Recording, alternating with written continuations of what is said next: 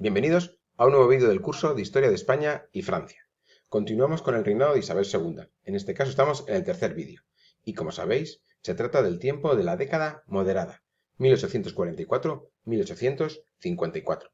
Se trata de un tiempo fundamental en la historia española, un tiempo decisivo, evidentemente, en el reinado de Isabel II. Para trabajarlo, como siempre, hemos utilizado los materiales del profesor Urfel, el libro del profesor Simó, y en este caso también os quería recomendar un manual de la editorial Istmo del profesor Sánchez Jiménez, La España contemporánea, 1808-1874. Bien, comenzamos viendo el motivo de tal importancia. Como veis ahí, se inicia este tiempo con la mayoría de edad, la declaración de la mayoría de edad de Isabel II, con apenas 13 años, y se trata de un tiempo dominado por el general liberal moderado por excelencia, como es Narváez, Ramón María Narváez, que va a dirigir con mano firme este tiempo. No será siempre él quien esté a la cabeza de la década moderada, del periodo moderado, pero sí será siempre su figura la que sea la más importante. 3 años antes, en 1840, cuando María Cristina abandona la regencia y el general Espartero llega a ese cargo, comenzamos el régimen de los generales, como vimos en su día, y va a ser dominado hasta el tiempo del sexenio revolucionario y finalmente con la restauración. Como veis ahí, en este tiempo se producen las reformas más importantes, se consolidan las bases, las raíces de este régimen conocido como el doctrinarismo, es decir, el liberalismo moderado. Y el documento sobre el que se basa este tiempo va a ser la Constitución de 1845, como veremos inmediatamente. Veis ahí que dicha Constitución, aprobada en el año 45, es catalogada de la piedra angular de este doctrinarismo, de este liberalismo moderado. Y además se trata de un documento que va a estar en vigor durante la mayor parte del reinado de Isabel II y además que va a tener una influencia destacada aproximadamente 30 años después, cuando Cánovas del Castillo encabece la restauración borbónica de 1875 y se desarrolle un nuevo documento. La Constitución de 1876 estará muy influida por este documento previo. Una vez visto la Constitución, explicamos algunos de los aspectos más importantes. Se trata fundamentalmente de reforzar el poder de la reina, que deje de ser una niña que estaba en manos de unos y otros, sino que la persona del monarca, de la monarca en este caso, tenga un papel fundamental, manteniendo este concepto del liberalismo moderado de soberanía compartida, es decir, tanto el rey con las cortes, ¿de acuerdo? Bien, además, la soberanía nacional no está mencionada como tal en el documento.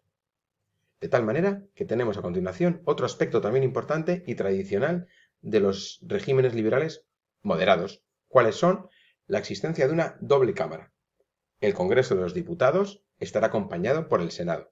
Además, si veis las características de cada uno de ellos, con ese sufragio tan restringido, está claro el aspecto que os estamos mencionando. Y de nuevo, otro aspecto fundamental, como ya ocurrió en el periodo anterior, acordaros, la ley municipal del 40 es lo que provoca la caída de la regencia de María Cristina. Bien, pues de nuevo, una ley municipal, ¿para qué? Para organizar el nuevo sistema. Aquí hay una palabra muy importante. Esta la tenéis que escribir varias veces antes del examen, porque, como siempre, las dobles consonantes nos dan problemas. Bien, daría problemas incluso en español. Es el concepto de institucionalización, es decir, se crea un nuevo sistema político, un nuevo régimen y hay que proceder al desarrollo de sus instituciones. Es decir, ¿será Isabel II? No. Hay que proceder... Tampoco. Hay que proceder al desarrollo de sus instituciones, de sus fundamentos. Ya tenemos el documento marco, ya tenemos la Constitución. Ahora hay que crear las leyes más habituales, más básicas, las leyes que van a estructurar ese sistema que crea o que se establece a través de la Constitución, en este caso del 45. ¿De acuerdo? Bien, la primera de esas leyes que va a desarrollar este nuevo sistema es la Ley Municipal de 1845.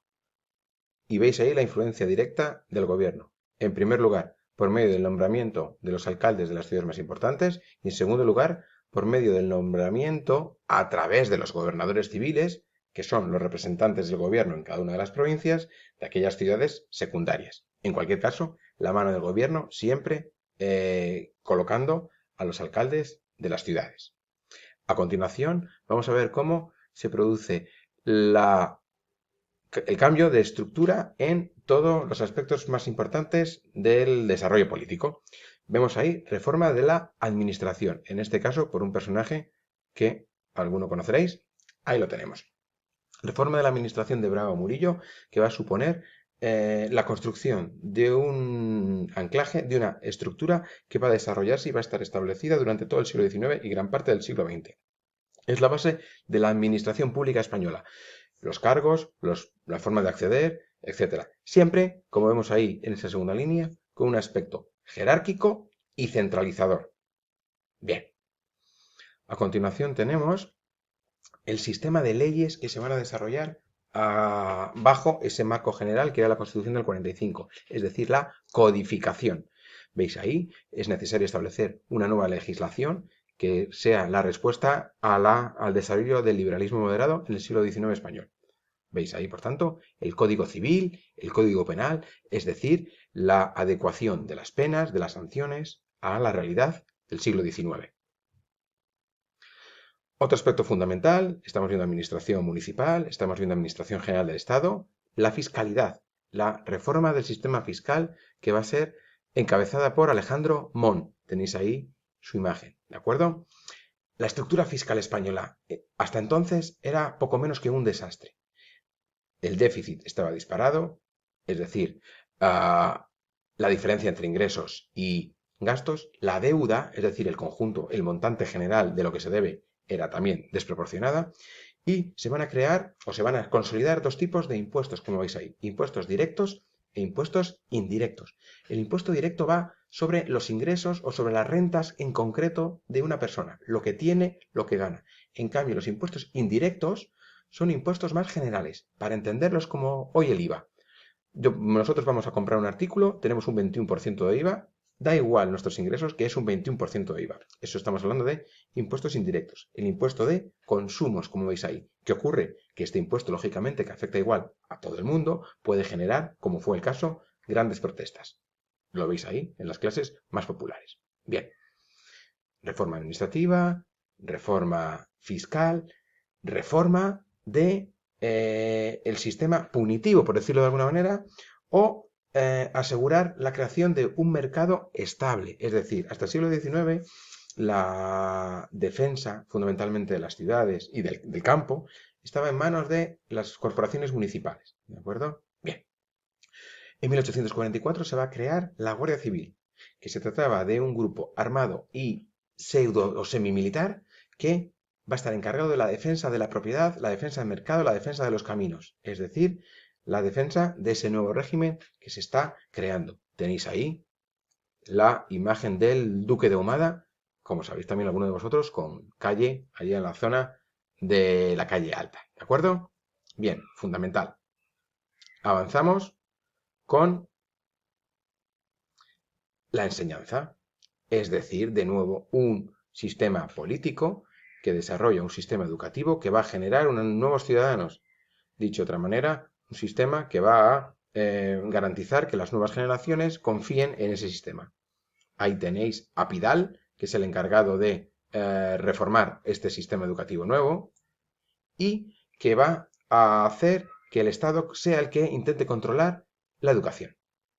Ahí veis los aspectos más importantes, los aspectos sociales, los aspectos técnicos y los aspectos políticos, pero con esa idea final del desarrollo de la enseñanza secundaria. Es decir, crear una sociedad que esté preparada para el desarrollo y para impulsar esta revolución industrial que se está desarrollando y este nuevo Estado liberal. Bien. Con esto, sobre todo en los primeros años, se crean estas bases del doctrinarismo. Y a partir de los años 50, ya una vez creada la mayor parte de esta obra legislativa, va a haber un impasse, es decir, un tiempo más pausado, más calmado, en el que el propio moderantismo, los propios políticos liberales moderados, se van a ir debilitando, va a haber disputas entre ellos y va a haber una serie de aspectos de corrupción que implican incluso a María Cristina que van a suponer el deterioro de este sistema, relacionados con el ferrocarril, que veremos inmediatamente después. De tal manera que los sublevaciones, rebeliones, revueltas más que rebeliones, se extienden y llegamos al año de 1854, en donde van a ser los liberales moderados, como veremos más adelante, los que tomen el poder por medio, de nuevo, de un levantamiento.